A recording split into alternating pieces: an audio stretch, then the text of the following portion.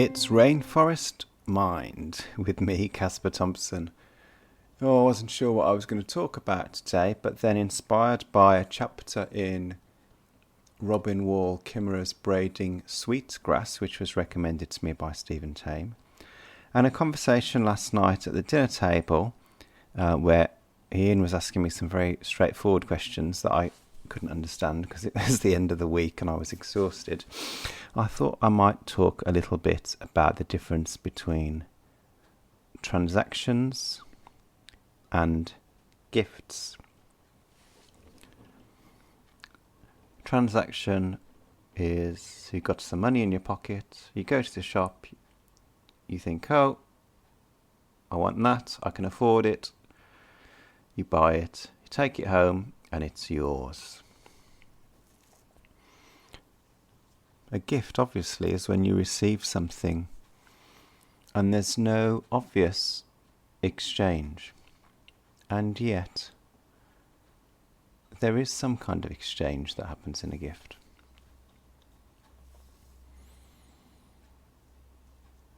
In the book, Robin Wall Kimmerer recounts having a dream about going to a marketplace. And she says, in the dream, the marketplace has become a gift economy. And she notices that because everything is being given as a gift, she's much more careful about what she takes. A little bit of this, a little bit of that, just what I need, bearing in mind that there will be other people along later on who will also be given these gifts. And of course, normally when we go to the shops, it's simply how much money have I got in my pocket, what do I want to buy, that. I've worked hard for this money, I'm entitled to it. Now I've got it, it's mine, I can do what I like with it.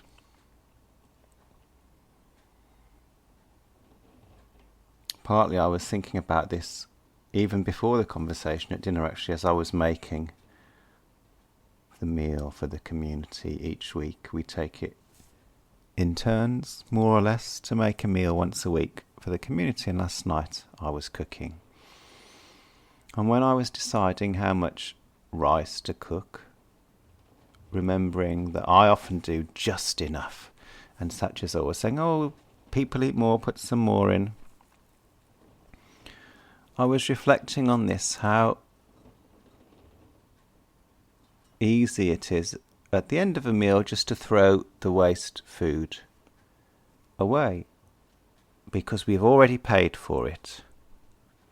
Therefore, we don't need to worry about taking care of it somehow. It's like we've already... The cost, it's the cost, isn't it? When we pay for something with money, it's like, oh, that's all the cost of the food. That's all the cost of the item. We don't need to consider any other cost because we're told this is the price of it. And yet the reality is the cost is much greater. And the responsibility is much greater. And it's easier to tune into that when you have a sense of receiving a gift. And there are some Buddhist practices that support us in becoming more aware of this. In Braiding Sweetgrass, Kimmerer talks about opening the cupboard doors and saying thank you to the jam and thank you to the beans and thank you to the this and thank you to the that. Just plugging into that sense of, oh, look at all these things I've received. Occasionally in our Buddhist practice sessions here, we do a practice called Naikan, where we use 3 prompts. What have I received?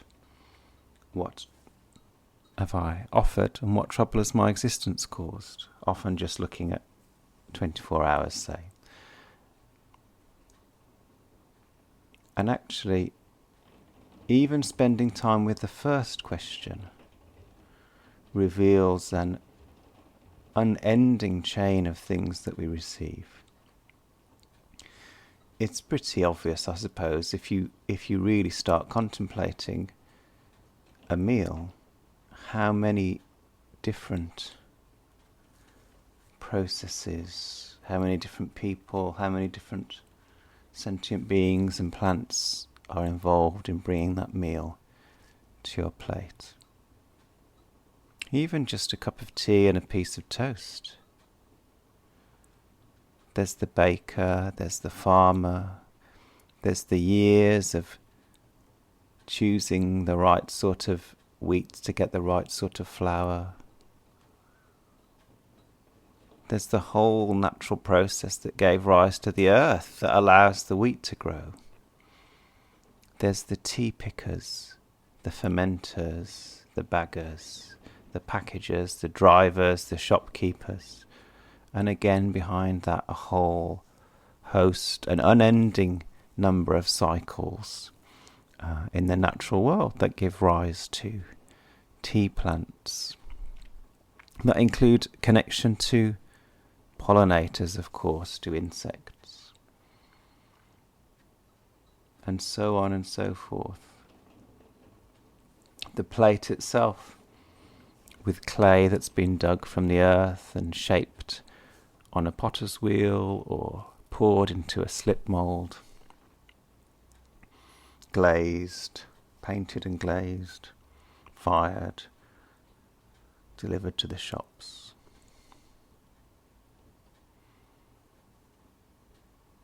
And I guess in this mix there's also something about an environmental cost that we're becoming more aware of that isn't taken into consideration.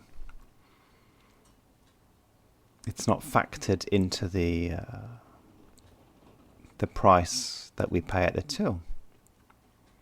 The damage that's done to the earth when we're mining components for electronics or buying food that's been sprayed with pesticide that is helping the pollinator populations to collapse. And we're taught that when you've handed over your money, you've paid for the cost of the item. And somehow all of that consciousness of that line of processes is cut off. Whereas in a gift economy, it becomes much more available again. There's another aspect to all of this as well, difference between the transaction economy and the gift economy. Oh, here comes the cat. When I pay for a plumber or a builder or any sort of service, once I hand the money over, I let go of it. I don't worry about what they're going to spend it on. When somebody makes a donation to the temple, when they make a gift of money, I do feel a responsibility of how that money is spent. I'm more aware of the sense of responsibility that arrives in an item, or even a donation of cash when it arrives as a gift. And the same is true of items, of course. The plate that we received from our grandmother is much more precious than the one we bought from Marks and Spencer's, or one that's been handed down through the generations. We're much more aware of not wanting to slip and break it. Whereas the plate from M&S Home, well, we could just go and buy another one. So there's a whole sense of caretaking that arises in a gift economy that seems missing in a transaction economy. And when I think of the Buddha's own life, he lived in a gift economy. He created a gift economy. He didn't pay for anything, but neither did he charge for anything. Teachings were offered freely to anybody who'd got the capacity to come and listen to them. Anyone who could get there was welcome. And some of those people, the wealthier individuals, might offer a place to stay or might offer food for the Buddha and all his disciples. And of course, famously, monks and nuns would take their alms bowls out to receive donations of food to keep them alive. And I'm sure that when you receive food placed in a bowl, there is much more a sense of, one, gratitude, because there's something about the unearned nature of the gift, and two, that feeling of responsibility. I'm going to really appreciate this, and maybe I'm going to pay it forward somehow. And it's unearned, not in the sense that you don't offer a gift back, either to the person who's feeding you or to other people, offer a gift forward, but unearned in the sense that it isn't an open and shut case. You give me this, I've given me that, we're all square now. There's this constant movement of generosity. I'm also thinking of Shen Yen, who stayed with us for a few months.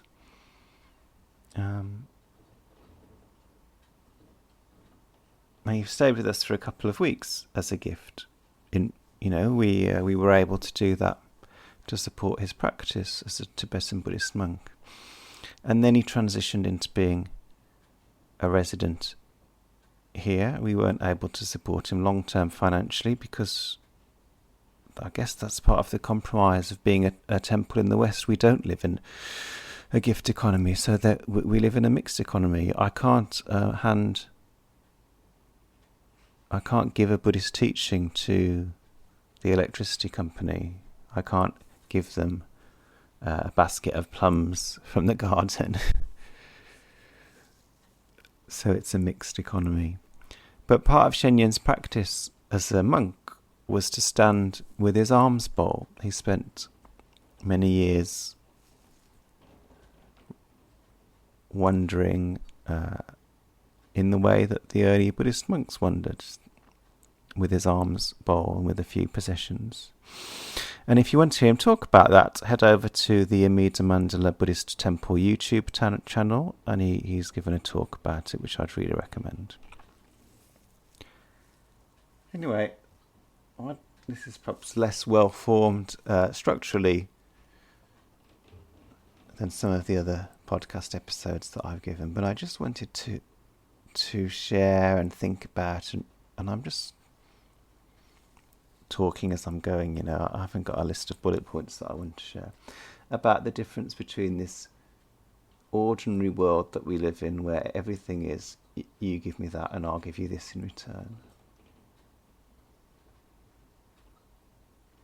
There's a great loss in that, and as I say, it's necessary. We're embedded in that world. We have to some degree, we have to meet that. But even in those transactions, we can bring an awareness of the fact that actually what we're receiving is more than the value of what we're paying for. That's just how it is as dependent creatures.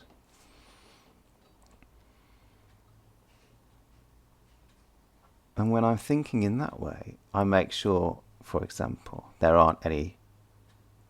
isn't any food waste. All the leftovers get used up, because there's a sense of responsibility, a sense of wanting to take care of what I've received. That's at the end of that chain of all those processes that we listed earlier. So I think sometimes it's good to give gifts, and sometimes we're forced into transactions, but we can still aim to keep an awareness of the gift that we're receiving, and not fall into thinking, or maybe practice doing it a bit less, falling into thinking, oh, I've paid for this with money, so my responsibility ends. Actually, when we take receipt of something, our responsibility is just beginning. I'm also remembering Suzuki Roshi. I remember reading that he used to talk about borrowing things. So I'm just borrowing the space. Everything that I use, I'm lending from the universe. And someone said, oh, even your spectacles, because of course the prescription was just for him. He said, yes, even these, I'm just borrowing for a while. And of course, at some point, everything we own is given away. When our body ends, everything we have has to return back into the world somehow. There's not an end point to that chain. That's what the transactional model implies, that there is an end point to that chain. And that we can forget about what happens afterwards. But there's not an end point. We're a link in the chain of gifts, in the chain of borrowing. So we have a responsibility to take care of what we receive, being mindful that at some point we'll be returning it, we'll be passing it forward. And can we pass it forward in a way that respects the thing itself, the processes that lead to the thing itself, the environmental cost of what we've received? Well, we probably can't do it all the time because we live in a system where that is continually undermined. But I trust that we can begin to move more in that direction, maybe by making time to practice the first prompt of Nakan, and just simply listing what have I received in the last 24 hours. Maybe just taking a moment before eating a meal to really reflect on where all of this stuff has come from. Introducing these pauses for thanks into our daily life. Now I want to spend a few minutes thinking about why it's so difficult to dwell in that state of gratitude. It's very easy to talk about, but it's harder to manage in reality. And even those practices which nudge us in that direction fail to transform us into beings that are just grateful all the time. A lot of my work is with individuals, so let's think about this from an individual point of view, and then I want to think about it from a collective point of view. So we might think about greed as a kind of compulsion, a sort of compulsive behaviour, the longing for more. And we can see pretty clearly that when we're experiencing gratitude, we feel satisfied, we feel like we've got enough. When we're experiencing greed, we're not in touch with that feeling of enough. And of course, there are many people around the world who don't have enough. But in my own life, my material needs are met. They're much more than met. And yet I still experience myself falling into greed, which is a kind of madness. That's how it appears from the outside. I've got all this amazing stuff. Why is there that craving for more nice things? It's not so much objects for me, but more nice food, for example. Why is that still around? Well, this kind of compulsive behaviour is generally the mind-body system's way of keeping itself safe. And what is it keeping itself safe from?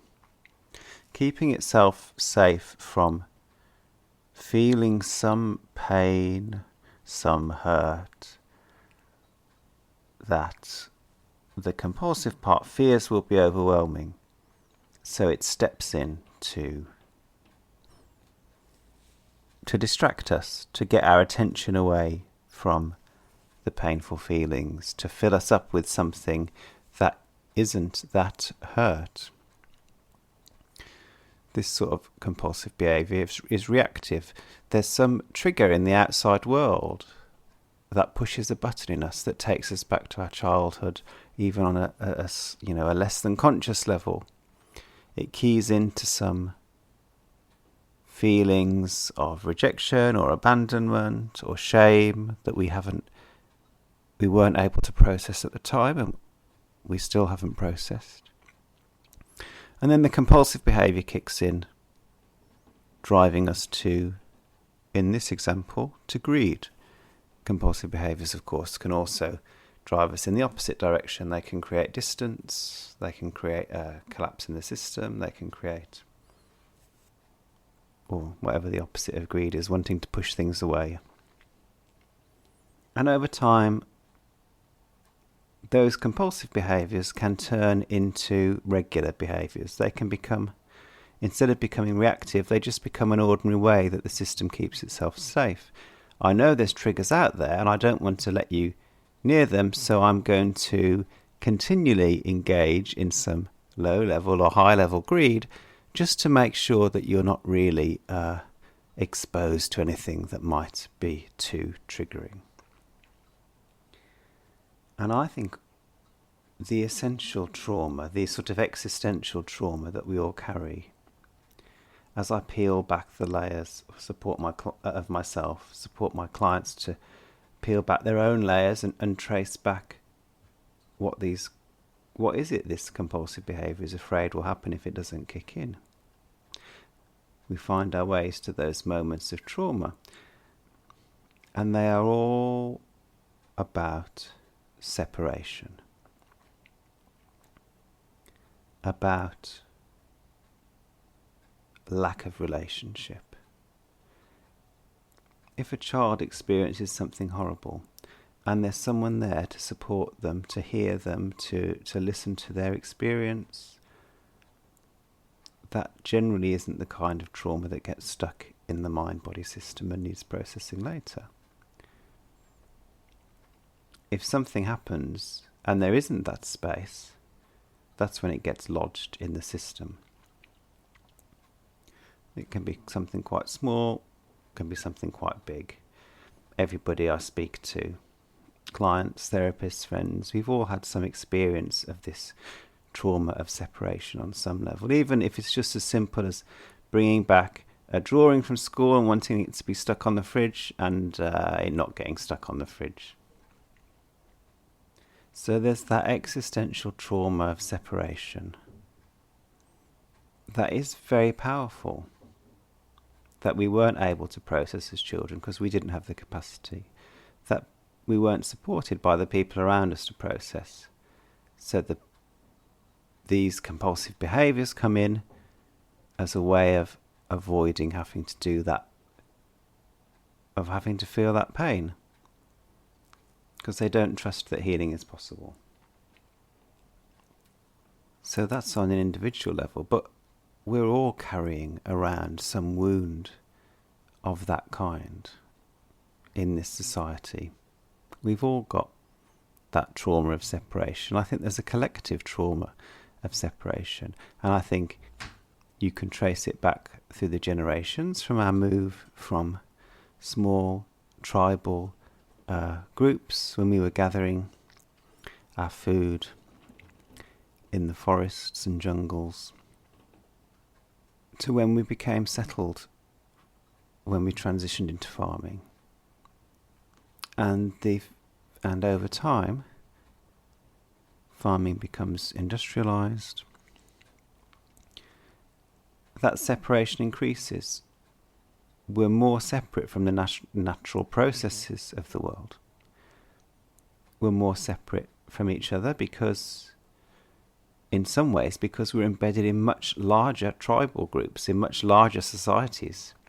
So it's impossible to know everybody. You know, we're thrust in. My school had, 600, 300 people, 600 people? I can't remember. A lot of people. Too many to know anyway. Workplaces might have hundreds or thousands of people. So we're constantly out of intimacy in a way that we would have been connected to other human beings and non-human animals and our environment many, many, many generations ago. You can see this if you just walk down the street, particularly in a city where it's busy. and notice how nobody's connecting with each other. We're habituated to separation now. So as well as that collective trauma, there's also collective greed, of course. Because as a society, we haven't quite grasped the idea that healing is possible. Instead, we will drive ourselves into getting more and more stuff. And healing is possible, but it's hard because coming back into relationship means meeting the parts of ourselves that were wounded. So intimacy becomes frightening because it means becoming vulnerable, and it means potentially feeling some of the hurt and pain that is unprocessed from our own lives. Which is why healing spaces are so important, whether it's a one-to-one therapy space, whether it's like the listening circle that we're going to have here in the temple this evening, where we sit in a circle and pass a stone like a talking stick. Those kind of supportive structures that enable us to make connections in a way that isn't overwhelming for our systems. And of course, from a spiritual practice point of view, this is where your other power or your higher power becomes really essential, because we experiment with trusting. And of course, you might have an idea of a transcendental higher power or an immanent other power, like the natural world rising to meet you, that feels like a place of safety. But that idea of experimenting with that, there being something, someone, some place that is completely trustworthy, completely safe, we can start to make a real connection, a real sense of intimacy in our spiritual practice, in our prayer life, in our meditation practice. And that begins to undermine that fear, begins to undermine that shame, begins to undermine that inner critic. It allows us to experiment with feeling connected, begins to bridge the gap of that traumatic separation. So we can take it out into our lives and start making connections with people.